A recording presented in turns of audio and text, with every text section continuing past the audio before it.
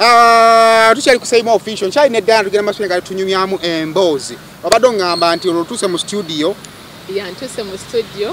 ebyaddala nze nali simanyi nti nsobola okukola mu Luganda sinti nno sagala nti bakitwale bubi sinti oluzungu ndumanyi nnyo ne mu bulamu bwe tukula oba gye tujja tusomera okwogera Oluganda n'omalako sentence namba ng'oyogera Oluganda tekitera kuba kyangu wadde nga tuli Baganda n'okwogera eddakiika 5 ng'oyogera bya Luganda byokka it's not as easy so otuuka akaseera nga oyino okimastering nze bwe najje ne baŋŋamba omanyi tugenda kukola mu Luganda Saimo natya ebigambo gye byava munda munze nzikiriza nti Oluganda nali ndumanyi kuba kitange y'omu ku bantu abankuziza nga ayagala nnyo twogera Oluganda nnyo nga wera bw'okuba embogo mu Luganda nga kugamba biki by'oyogera ebyo ngenze kulya ebyo ngenze dya mama nze ebyo I'd never mess up like kizibu kale era ne mba nkoze ensobi eyo kiba it's light so nentuuka nenkola munnaye mu Luganda era tekeebulizaamu ng'omikisingamu obugambo obw'Oluzungu n'olwokuba oyagala interview ebeere perfect Mukama nannyamba nenkikola nekiggwa olwo nembuuza abaaliwo waliwo wa sound waliwo n'abalala nembabuuza nenkoze ntya nga bw'omanyira buli omu alina okugumya okoze bubi tulinde tulabe nesibuuza bingi kubeera disappointed kuba olyayinza okugamba okoze bulungi yakwaliwo omwana yakeddaawo naye ne baŋŋambako nti abalala bangi abakoze era baali bangi nnyo nti n'essaawa eyo yennyini nali nfuluma bwe nti okudda okukkirira wansi eri abambuka abagenda okukola so nenzija ntuuka wansi neŋŋamba mukama wange mmaliriza okukola neŋŋamba mukama wange nti mmaliriza okukola naŋŋamba okay well teyanyiga kirala Mamusanga asazeeko Mwami Kigozi I like that guy omusanga asazeeko teri kigaana mu bulamu bwe buli kimu kiba kisobola so nentambula nze nenvaawo neŋŋenda naye ekyabaawo nino obuzibu bw'amasimu ndowooza wansi sometimes olusi bakukubira ennamba gy'oba tomanyi n'oba nga togifudde n'ebiseera wali tokukwata ssimu era tugenda yeeyo so what happened Mukama yannyamba nti bankubira the following day bwe bankubira the following day omukyalo oyo bamuyita Victoria Bambi Vicky yankubira the following day n'aŋŋamba yakuba ne missing call yasooka naddamu n'aŋŋamba nnyabo omulimu ono ogwagala oba togwagala bwe nti ne mugamba ate ani ono omanyi n'okwega ne mugamba ani ono bw'ayogedde ku mulimu n'aŋŋamba nti BBS TV by that time bakozesa okay bayi bakozesa BBS TV final nti BBS TV final konze bannange mukwano nzije kati okitegeera excitement okutya engeri gyakyogeddemu nti omulimu ono ogwagala oba togwagala because yagamba bw'oba kyenayiga nti bw'oba olina w'osudde akalimi olina w'osudde omutego gwo be ready be ready nti we bakuyitira oli ready bwe ziba mpapula zitegeke olugoye lwogamba nti singa banampita lwe luno namubulizaawo nzigirewo kati naŋŋamba ye bw'oba osobola tuuka wano before ssaawa 8 era Mukama yannyamba nempapapapaawo because siri nnyo omuntu wa makeup ne nyambala ne ŋŋenda so ntuukawo nentukira mu office ya Mwami Kigozi nentuukawo naŋŋamba okay twalabyemuko mu interview yo rather mu screen test yo tebyabadde bibi so nambriefingamu awo ng'omuntu nambulira biki byetusuubira bituyinza okukola ng'ayogera bulungi nnyo oluvannyuma naga tugende tufulume mu office netufuluma office nagenda okulanga mmanya ŋŋamba maybe ono ojja next week yandaga bulazi weŋŋenda kutuula office ya production naŋŋamba weewo omanyi kyekitegeza ng'okoze screen test leero enkeera ne bakuweerawo omulimu so nalina excitement nene nnyo nasanyuka mutima gwange nawulira essanyu lingi nnyo I called my mom immediately ne mugamba and as a parent teri muzadde agakulaba mwana we ng'asomya amusomeseza akoze buli kimu nga tavuddeeyo abawulira ennaku yasanyuka nnyo ate nasanyuka n'okusinga nze nnyini naye omanyi abantu bakola bayira we alina omwana musawo emulago ng'abagambagaye mulago naye omanyi nti omwana ng'akola ku TV n'alaga kale gwe ssaawa emu muteekeko mumulabe omanyi kyekitegeeza gwokibuuza maama wa kati nentuuka mami wange nga bono gamba ogambyeko omuntu nemugamba no naye saamukakasa nti no bampadde namugamba no balabikanga abakoze eki abampadde kati nga nze kyenninza olunaku olusookera ddala lwe nnaakola oba ndabe by surprise ndabe ku TV mugambe mami ngenda kukola kati oba ngambe my sisters ngenda kukola kati you know so ne wayita akabanga nentuula mu office eyo netutandikirawo ate kati obuzibu bwali saimo okulinnya ku mpewo awe ngenda because experience eyo njagala naye nga tugenza oza acceptance okulekayo talent because you're talented few presenters abali nacho mu Uganda nekyo kyogera nnyo sirwa kuba nti nonze byenkola birungi naye few presenters abali nacho mulabanga ebintu abikaka mulaba batumira nnyo naye omuntu omulabanga ali nacho ngebigamba abyogera nasigala nga aliye batono naye olowooza apart from the talent you have olowooza background ya movie yakwanguyiza obulamu background ya movie yanyanguyiza obulamu lwa nsonga nali ntunuddeko mu kamera abantu abasinga phobia gye batera okufuna ye ya kamera nti kamera esobola okubeerawo mu maaso go ne bakugamba gitunulemu naye only yo kubeera olabanga omuntu oba olabanga ekisodde ekituddeawo nga otya okankana n'okankana ate nga omuntu wabeera off camera olabanga asobola okukola ebintu naye bwagitunulamu bwatibwa ne bamugamba nti kamera yiiyaawo nga bidala so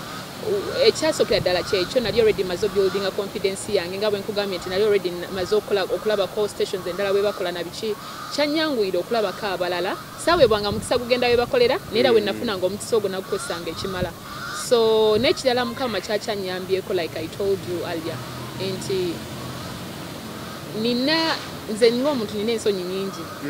naye mu nsonyi zange nkikweka omuntu obutakiraba nti ziwera kati n'otuuka akaseera nga olina okukibikka abantu obutakikozesa to put you down nti sijja kibagamba ekyo naye nti omuntu bwakizuula kibanga sayimo oli bwakizuula nti otya okutunula mu bantu olwo nange yakigamba oli oyinza okulowooza nga weekaza naye nga wakutunula mu maaso banamanya nti olina ensonyi bawala mwemusinga okukikola kasomanya nti omusajja alina ensonyi yeekaza bweekaza omutunula mu maaso bwali kasobola naisa okubuzaza nomanya kati nno alina ensonyi ensitemanyi kumanya so kyekyo nti nze kyenasinga okukozesa naye era ne film kale background ya film yanyambakoko okuba nti kamera okusinga nze kyendaba ne confidence nakyo kirala naye najja ndi ready okukola nga kwegamba maze okulaba ekyo kitegeeza okunoonya omulimu and I feel so bad for abaana naddala abawala bansonyiwe abalenzi naye naddala abaana abawala okubanga banoonya emirimu we pass through a lot of things era bannange simanyi sayimo lwe ndikomawo wano okutuula okunyumiza emboozi eyo eriba mpanvu naye tujja gifunira olunaku lulala and I'll tell them how best can you go through such a situation nochita mulungi mukama nakuyamba nochita mulungi nochitamu nga oli mulamu nochitamu nga oli mulamu nga osigadde towegabangudde nnyo nti buli omu buli akusaba omuwe buli akukoonako buli akuwanya obulungi I love you nakufuukira I love you bangi bwe bagamba kagamba I love you nabutuka natabuka neyeetoola bulange yonna n'agimalako so kyekyo tugende ku lunaku olusooka ng'ogenze ku TV by the way a TV with a professional setup because nali nchaddeko ku TV zinga kamera ekulyawo naye nga kamera egirengerera eri first experience well nga nze katonoke emabega bwe mamala okumpa omulimu okunzikiriza okukola tuyina kyetwatandikanga okukola era kye bayita screen test still dry runs rather twakontinuinga tukikola mu in-house munda mu station nga fe twasibangawo from kumacha sawa 2 paka regular ne babata ne mukola kine mugenda ne twasibangawo for almost how many months twalwawo kati nga we bakuyita bagamba obudde bo butuuso sawa meka ntono yagenda okukola budde butugundi yagenda okukola no bangoli ready you do for an hour full hour buli lunaku naye nga toli ku mpewo so ne tugezesa n'ate era tekyenkana nga lwogenze ku mpewo ng'omanya abantu bakulaba wadde kyatuyambako okwongera okumanya ebigambo bw'obibaka kikyobozaako okuyiiya amangu okuba omuyiiya nti bwe mba njogera nga ndi ku TV mu seconds 5 oba mu seconds 3 teekeddwa okuba nga njogeramu ebigambo 5 nti basponsor nina obboogera mu ddakiika 2 bonna babe nga baweddeyo so ebyo byonna ne tubiyiga so that my very first time okugenda ku screen it wasn't easy terwali lwangu kati nze ntandika okukola wangula Lwentandika okukola wangula nakola bwomu oluvannyuma neyungibwako omwami Mamba Tefatama Lumanyika Saalongo kati completely opposite era it was a challenge but ngenda kutuuka waawo so ntuuka okukola the very first time nali so nervous naye nga bwe nkugambye nti webakutuuza mukama nagamba start on air mukama yanyamba olunaku lwasooka saakola nsobi era ebyaddala sijjukira nsobi gye nakola naye era bw'ocomparinga then and now olaba nga waliwo enjawulo nnene ddala presentation eyakaseerako naye era sirina nsobi gye ŋŋamba nti eno gye nakola eryawo naye okukankana tekubulamu okubeera nervous tekubulamu naate ekintu ekyo nze tekirekeddaawo nze kizze kibeerawo emirundi mingi nti buli lunaku lwengenda ku TV mpiira ng'olupya because ebaayo omupya akweyungako ebaayo omupya akulaba oba onoonya kiriwa kyogenda kuwa abantu ekipya byo tukola abantu babikolakola dda so you're like kiki engenda okuyiiya okuwa abantu buli lunaku ekipya buli lunaku olujja ogamba kino kyembayiriza kinaakola ogezaako kubanga oyongeramu ebintu ebyenjawulo and that has helped me okubanga omulimu ngweyagaliramu omulimu ngwagala nti tekikubbawa naawe akikola osobola okulaba nti akweyunzeko ku lunaku olupya eyeeyunze ku bali abaakulaba emyaka 2 emabega nti ate ye akulabanga omupya ow'enjawulo so kyekyo naye ntuuka ne bannyungako omwami Mamba Tefatama abamumanyi bamumanyi ali toto opposite nti ye mwami mukulu ate nze nali muto ddala ku ye naye olw'okubanga olina okukola n'omuntu ate munnange nze oba ŋŋambe nti abwonyumya n'omuntu omutegere eddakiika 5 ze nasooka okwogera ne mwami Mamba ngolaba ali birungi mukadde omuvubuka ne tukwatagana ate nga bambi era nagamba nze ebintu bya TV bino nze emyaka nkuze njagala space ogikozese chandrivinga kinene nnyo era I was so blessed okukola n'omwami oyo and I'm so happy nti nakolako n'omwami Mamba netukola show yali nsofu nnyo eyawangula yali nnungi nnyo eyalimu okuba amasimu abamasimu baatwagala abantu bambi bajja kati nga tuze ko wali mabega ani gwe wakubira essimu wakubira bakano bagamba ne munaabe muteeko TV ngena omwana agenda alabikako eri Obuganda ate munnange nedda kati ekyaliwo nti bakola promos obulango bwa shows ezo alia so ne katandika okurunninga ku TV before nga sinnabakola kikukola ate nze naye saagala nnyo bewaka bandabe nali njagala nnyo abantu abapya bandabe kuba be bagenda okumbulira amazima my sisters of course they knew olunaku lwengenda okutandika my family bali bamanyi olunaku lwengenda okutandika my dad yenga gamba omanyi agala nnyo abambala essaawa agayambala essaawa inobeera n'essaawa ku mukono kati ayina ebintu bye ng'omuzadde byagamba you have to be smart kati my sisters family yona yali ekimanyi naye ate nze nayagala nnyo abapya nti nga bonaogamba obangereze kwani nti omuntu adde tandaba ambulira ekituufu agambe tojja kusobola comments ezo zibakuwa zikuwa ekyokukola omanye enkya kyogenda okutereeza muziruma nezikuwa ekyokukola era mukama yannyamba nti fenye gye twalinamu amasimu the very first day okutandika okukola bwe nti amasimu agayiika and people liked me mukama nenkimwebaliza nti omulundi gwange ogusoose sifunye yaŋŋamba vaayo tojja kukola tojja kusobola mukama nansaasiriraawo okay banga liyise TV egenda ekula then how do you join Kiri Kitya so Kiri Kitya wangula eyo obudde obwo bwe nali nkoleramu ku ssaawa emu paka ssaawa 2 that was for 1 year and a half a full year yeah kati batuuka nga tulina okuteekawo amawulire gambuuze era mwami Kigozi ebiseera yaliwo batuuka nga balina okuteekawo amawulire gambuuze nempitibwa baŋŋamba nti obudde buno tugenda kuteekawo amawulire yes so nenkyebaliza Katonda nti I had that experience okukyusibwa obudde kyekyasinga okummenya ne banzija ku ssaawa emwezo ne bantika ku ssaawa ez'okumakya za 5 ne tu creating eya Kiri Kitya show and of course bye bali baŋŋambye okukola nga of course abasinga babikozeeko naye nga neebuuza how best bwengenda okikola like ogenda kulabika otya nga ow'enjawulo okusinga ku balala mu butuufu ng'okinoonya nga tewali because everyone is doing a request show because buli omu essaawa eno buli TV etandika na music which is good because we are promoting the industry yaffe yawa ne Uganda naye kyammenyamuko naye nga bwe nkugambye I'm given a task noonya how best wengenda okukikola kibeere kirungi era kiri kitya netandika okukola ku ssaawa 5 ezo paka ssaawa zaali 2 hours so after some time ate nevaawo ne bagiza ku ssaawa 7 ate ne bazzaawo abalala so ku ssaawa 7 ezo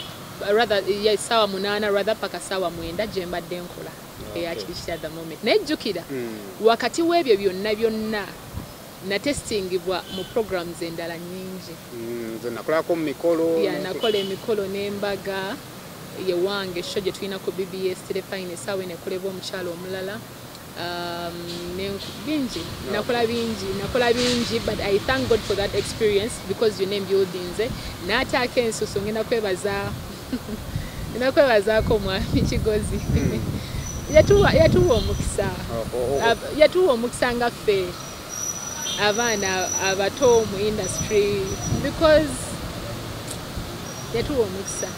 Okay, oli kusayima official nina Diana emboozi tunatera okubanga tugiwunzika. Diana, abantu babeera mu TV nga tetunnagenda kukyozzaako essaawa zino in TV because people tebakyakola ku kiri kitya.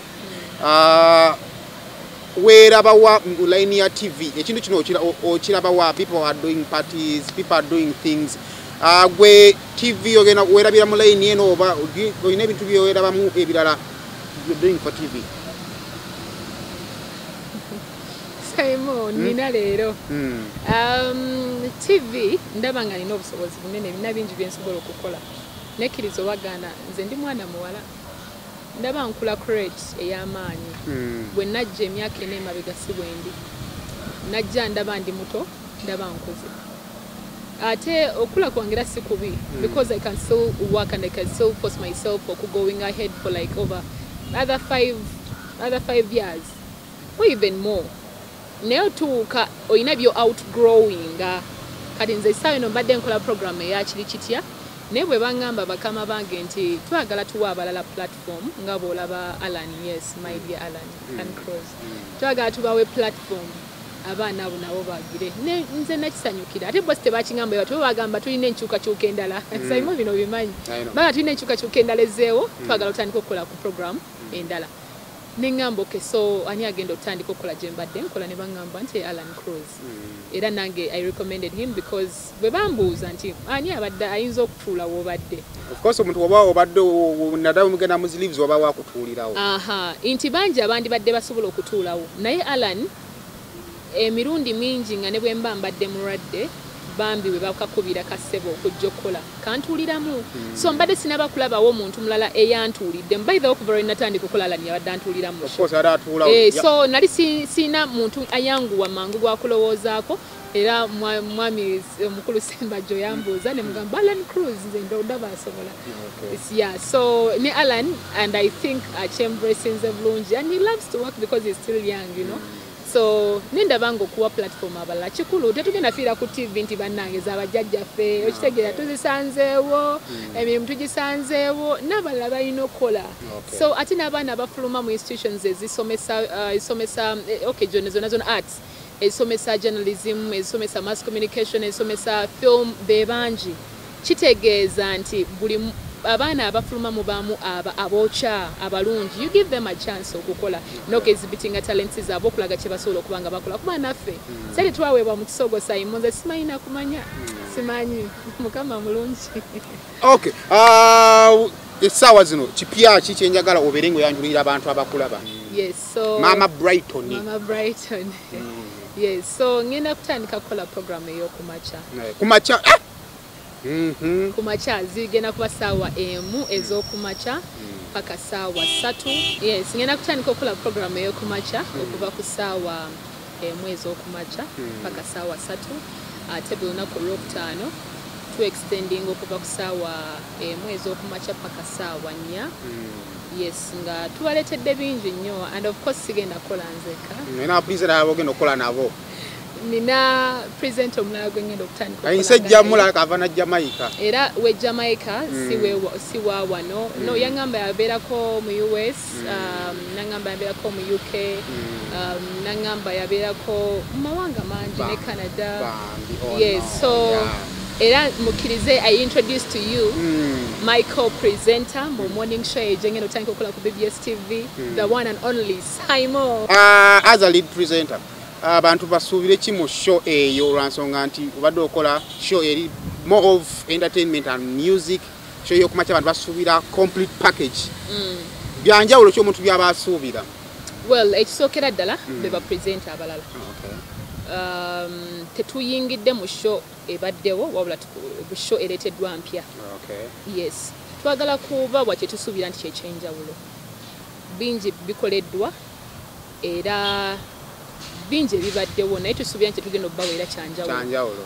Okusooka kwa byonna okubazuukusa ku makya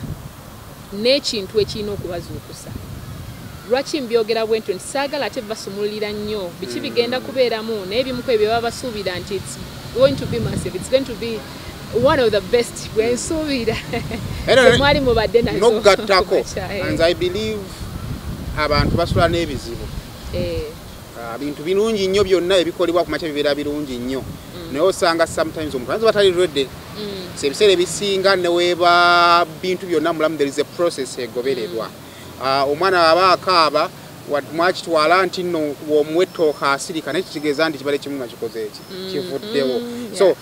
sooka omanye kiki ekibadde kimukaabya bw'okizuula nti ebadde enjala then muwetooke naye tokwata kukwasi kyakulya n'okola ki n'okimwa. So ndowooza olwo ebikolebwa nga birungi naye nga tebiri mu in line with the process. So nze kyendowooza tugenda kyanveilinga bulungi nnyo ekira abaana bangi abanoonya emirimu tusuubira okubatiramu akanyomero ak'okubanga munoonyezaamu emirimu era gwe anoonya omulimu naawe agaba omulimu bambi don't hesitate otubuulira platform eya Simon Kawalata kweri ku YouTube osubscribinga ne comment n'ogiteekawo bw'oba onoonya omulimu ate era nga naawe osaba ki omulimu tujja kuba twongera okubanjulira ku BBS TV how bwe mugenda okubanga mutuusaako obubaka bwammwe abanoonya emirimu abanoonya emirimu ate era n'abo abanoonya emirimu bangi abalwadde abatutuukiridde n'akenjawulo akalala nti tulina aba celebrities baffe bangi nnyo be mwagala nga Simon Kawalata ono omunene wammwe nanga nti siri celebu. Celebrity comes from celebration. Sitera kukikkiriza nnyo naye neebala ng'omuntu owa bulijjo. So njagala okutegeeza abantu nti nga bw'olaba Simon obwali Kawalata osobola okumutuukirira bw'oba oyagala okumutuukirira ffe kye tugenda okukola oyinza okugamba nti ndi eyo ndi faani wa Simon nayagala dde okumulabako nayagala dde okumutuukirira era nekyo nakyo tubadde omukisa okubanga mukyeyagaliramu tubatuuse ku bantu bammwe n'akalala nti nze nina abantu bange oli ng'agamba nti bukyangambaawo Kampala simutuukangamukko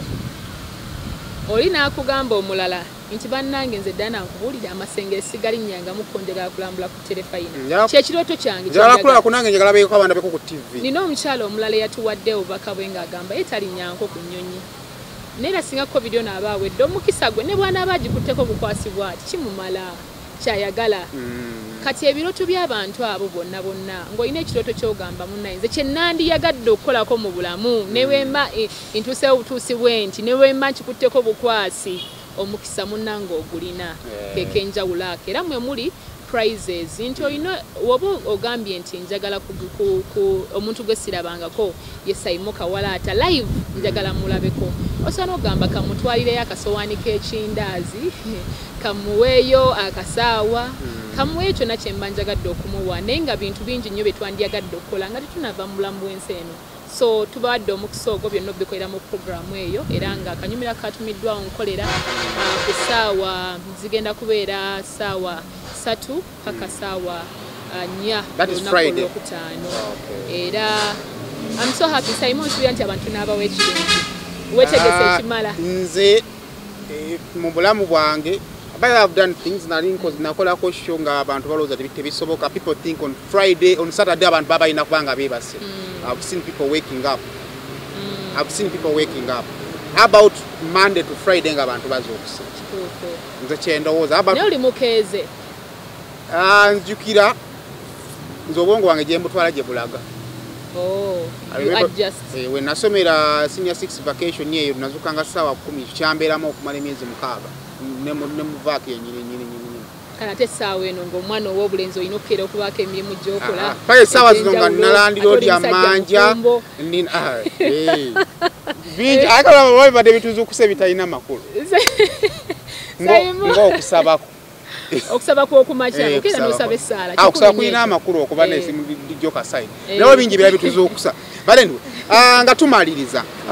you get ready for that show nze kyenzikiriza kye kintu kimu nti mu bulamu batuwa bwiddaala obulamu ddaala waggulu gwe weesalirawo gy'okola ki gy'okoma kyekyo naye kati nga tumaliriza abantu abakwagala bagala Diana in TV abagala Diana in movies bigambo kibiyinza obbasuulira bannange Saimo njagala okusooka kwa byonna okubeebazaako ensuso nze muntu nti bwe mba nsanyuse sirimba bwe mba nsanyuse nga ddala nsanyuse sirimbangako eddoboozi lyange muteeka feesi yange na buli kimu mba mpulira nga nsanyuse okubya ddala ku ntobo y'omutima gwange mumanye mbasimba buli lukya mbaagala nnyo mwenna abanjagala mwebale nnyo mu film zenzanya mu series zenina zonna ku TV stations ze mundabako endala n'okusingira ddala of course muntu nunsi gye batulabyemu amakungula nawe abaana balwala n'okulwala ku the last parts ze walimu omanyi obuzanya kasobange n'erinnya lino balize erizanya obuzanya nga toyogedde naye abaana balwala n'okulwala munnange nno Simon Kusese nina omukyala bambi sigenda mwogera mannya ate si yeyeka omukyala yansanga ku Masengere kale natuuka bit late okola show nga muzayo eddakiika ntono ddala ffe tulina we tuyita bapresenta n'oyingira studio kati abatuuka obutuusi bano aba batwetaaga balina te nawe batuukira wabula bamugamba Diana bw'oba omwetaaga tuyamba otuule wali ngamuwa akatebe awo bambi antegera awo ndoza bamulanga yazedda ku makya nnyo ate nga yakooye nnyo ne bafuna ne bamuwa akatebe nnyingira bwe nti of course masiki kwe ziri ayambadde masiki ate hajjati yenna yeebikiridde nesimufaako nnyambuka nagamba Diana nampita nagamba bambi omukazi yatandikirawo okukaaba amaziga omukyala yakaaba amaziga amayitivu obungi omukyala mukulu era kwegamba abanga maama wange kyankwasa ennaku nagamba kenkulabye kati omutima guteredde pressure tesijjaddamu kunkuba ngamponye mwana wange bw'atyo mu bigambo bwe bityo nagamba nsanyuse nnyo okulaba nampita erya Meloni nagamba ne Meloni ngankwagala nakaaba nange yakaabula katankaabye nakyennaku nempulira nga nnyingi nyo mugamba mami kiki olwono tannambuulira nagamba ondaba ng'alina kanyola ku mukono nagamba babadde bakansibula mu ddwaliro nze bwe nabirabye ku TV ngozi ofudde nazirise engeri abaana bange gye bamanyi nti nina pressure ate mbadde nkwagala nnyo nga nina n'ebirwadde byange binnuma ebirala ne bangamba omanyi rather ne bamutwala mu ddwaliro kati lwavaayo lwennyini waliwo omwana eyamudropingawo najja okola ki okundaba era omwana n'abako wasigala omukyalo oyo nenjogera naye kati nambulira nga kale ng'omuntu era akwagala naye kyasinga kale okunkwasa ennaku nti abamu bwe babiraba balaba reality Diana kye kibafudde ab'enjawulo obulamu bwamwe okusinkinga mu bulamu maliriza okusinkinga mu bulamu obulamu bwamwe movies okusinkinga mu bulamu bwa bulijjo nze nakugambye Simon bwe nkola ekintu nga nkyagala olaba ngera mba nkyagala you have to make omuzannyo omulungi olina okwagazisa omuntu akulaba ekyo ennyini kyokola nti we bagamba nti oli mutemu n'entambulayo n'entunulayo kati olaba otunudde awo bwotyo ng'aniwo omutujju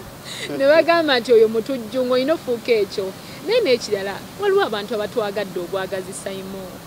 nga mu butuufu tolina kyotaddemu kinene n'omuntu n'akwagala kati nze omukyalo yankwata aye nga si yeyeka kati nina gye ntera okuyita mbeera nnyo mu bantu bwe mba nfunye omukisa ninawe nayita omukyala nandeetera akaana nga kakaba nagamba munaye kati ndowooza omwana wange kakulabyeko anaddamu okulya ku mmere kale abamu bakitwala okubanga ekyaddala because they fell in love with Melon. They fell in love with the character that is acting. So njagala okufotwala omusagu n'okubategeeza abaana be Abu Dhabi olwo yangamba bamiritira ku Melon ezikakkane bangi munnange ne besigenda kwogera mannya naye nga mwenna mbeebaza omukwano gwe mundaze ne neebaza ne Aromantic Entertainment mwenzanyira emizannyo egyo gyonna tiimu eyo nene ddala mwebale nnyo ne mukama wange omukulu Ahmed Lubowa webale kwa naye atwadde platform